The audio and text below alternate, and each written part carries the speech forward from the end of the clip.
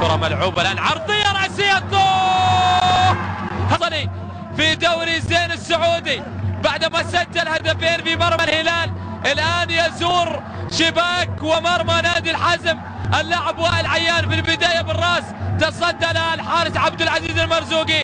بعد ذلك المتابعة كانت حاضرة عن طريق اللاعب وائل عيان ويسجل أول الأهداف ونادي الحزم هو العيان، والتقدم لمصلحة الفيصلي بهدف مقابل لا شيء.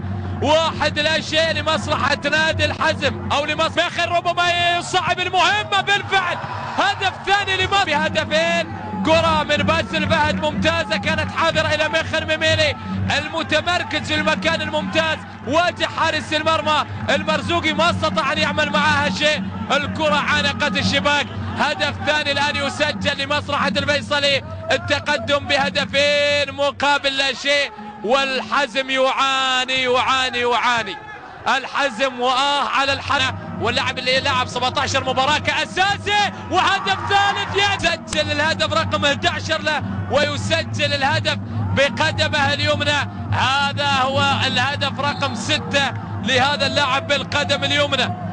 في شوط المباراة الأول سجل هدف بقدمه اليمنى بتسديده، والآن بالقدم اليمنى أيضا يسجل بعد عرضية أكثر من رائعة من داريو وحارس المرمى الحارس عبد العزيز المرزوقي لم يتوقع.